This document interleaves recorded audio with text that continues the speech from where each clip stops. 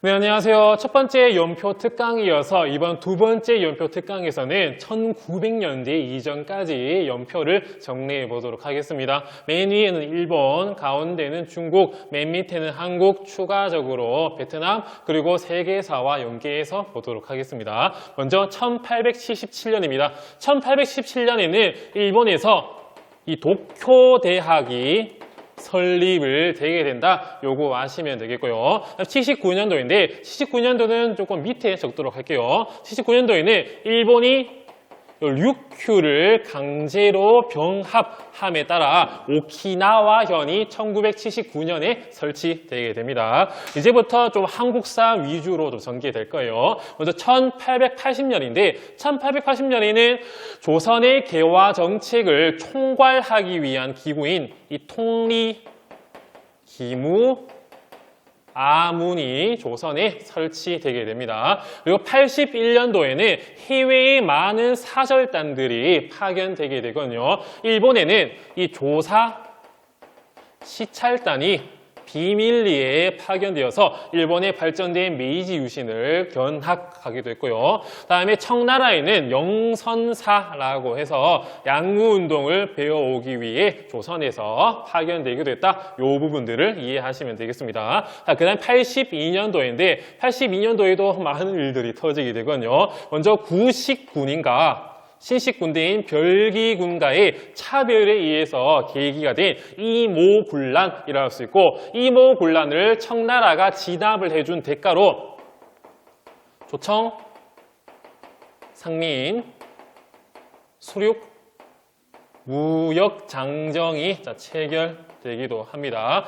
그리고 우리나라와 미국 사이에 이 조미 수호 통상 조약이 체결되기도 하니까 이런 일련의 과정들 꼭 아시면 되겠고요. 그리고 구식군인들에 의해서 일본 공사관이 불에 탔기 때문에 경비병 주둔 공사관 건축비 등등에 따라 이모군란의 결과로 제물포 조약이 일본과 조선 사이에 체결되기도 합니다.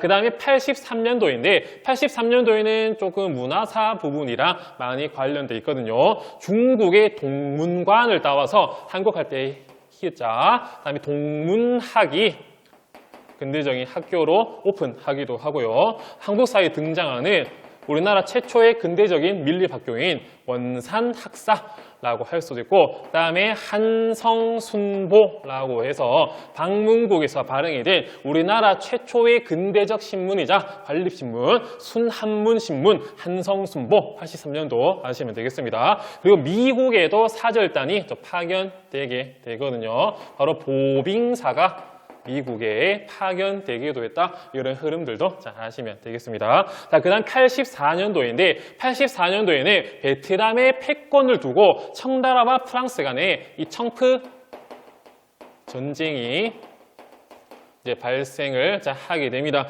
이렇게 우리나라에 주둔하고 있던 청나라 군대 3,000명 중에 절반이 이 전쟁을 위해 빠져나가게 되고 일본 공사관의 약속을 지원받게 된 이를 계기에 따라서 급진계합파, 김옥균 등등이 갑신 정변을 1884년에 하게 되지만 결국 3일 천하로 실패하게 되고 일본과 우리나라 사이에 한성조약이 체결되기도 했으며 85년도에는 조선에서 일본과 청나라 군대가 공동 철수하고 출병시 상호 통보해주자, 알려주자라고 하는 이 텐진 조약이 1885년도에 체결되기 따라 우리나라의 조선에서 청나라와 일본 군대가 철수하게 됩니다. 그 다음에 86년도에는 우리나라에서 외국어를 가르치기 위해 유경공원이 86년도에 설치되기도 하고요. 이렇게 조선사를 봤다면 다시 올라가가지고 일본사를 보도록 하겠습니다. 자, 89년도, 74년도에 이타가키 다이스케의 민선의원 설립 건백서를 계기로 해가지고 일본 70년대, 80년에는 민권, 자유민권 운동이 전개되게 되거든요. 하지만 정부가 이를 탄압을 하지만 이에 대한 필요성을 느낀 나머지 89년도에는 메이지헌법이라 할 수 있는 대일본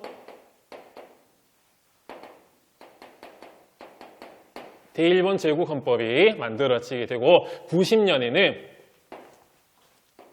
교육 치거라고 해서 천황에게 충성을 강조하는 그런 근대적인 교육 체계가 발표된과 동시에 중의원 선거를 통해 제국의회가 90년에 만들어지기도 하는 이런 흐름들 꼭 아시면 되겠습니다. 자, 이제 94년도부터 상황이 급박하게 이어지게 되거든요. 자, 이때 우리나라에는 94년도에 조병갑의 횡포에 의해서 동학농민운동이 전개되게 됩니다. 이에 따라 이들이 전주성을 점령하게 되자 청나라와 일본의 군대가 우리 조선 정부의 요청을 받고 파병되게 되거든요. 하지만 이 동학농민운동이 전주 화약을 체결하고 물러나게 되지만 조선의 패권을 둘러싼 이들 그 사이에서 결국 풍도해전을 계기로 1894년도부터 95년도 사이에 청일전쟁이 발생을 하게 됩니다. 이에 따라서 우리나라의 패권을 누가 먹느냐 싸우게 되는데 이 청일전쟁 이전에는 일본이 경복궁을 점령하게 됐고 이 청일전쟁 발생하게 되자 우리나라에는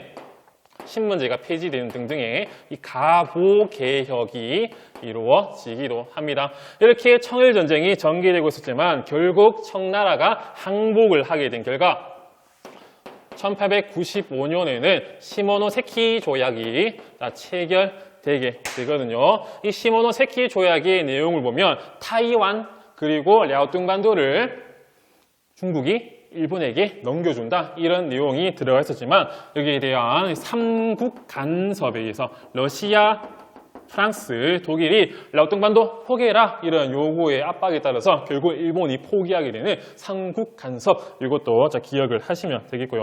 95년도에는 고종이 직접 근대적인 교육을 진행하겠다라고 발표를 하는 이 교육 입국조서가 1895년에 발표되기도 합니다. 여기에서는 왕과 나라에게 충성을 해라 그리고 덕체지를 길러라 이런 내용이 들어가 있고요.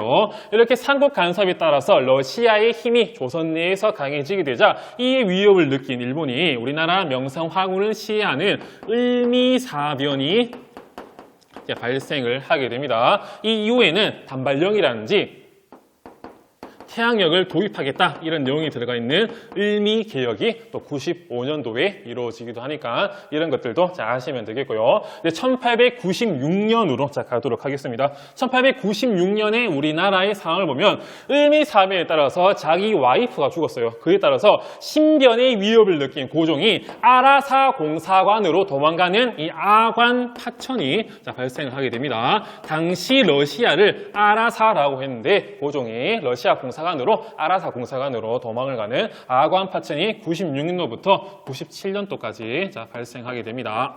라고 적어보도록 할게요. 96년도에는 고종의 황궁, 러시아를 반대하는 이 독립협회가 만들어지게 됐고 독립협회 설립 이전에 서지필 등등이 이 독립신문을 발간한과 동시에 96년도부터 우리나라 조선에 이 태양역이 도입되는 이런 과정들도 함께 아시면 되겠습니다. 이렇게 1년 동안 러시아 공사관에서 커피, 이 가비차 먹던 고종이 97년도에 다시 돌아오게 됩니다. 이때 돌아와서 우리나라를 황제국가, 이 대한제국으로 선포를 하게 되고 이에 따라 광무개혁이 연호 광무에 따라서 광무개혁이 전개되는 그런 흐름들도 아시면 되겠습니다. 자, 그 다음에 1898년도인데 98년도에 중국을 보도록 할게요. 자, 98년도에는 국자감을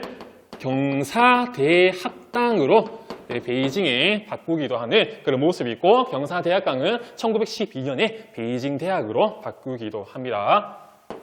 98년도에는 캉유웨이, 량치차오 등등이 이 변법 자강 운동을 전개하기도 하지만 서태후 등등 보수 세력의 공격을 받고 실패하는 98년도의 모습 기억해 두시면 되겠고요.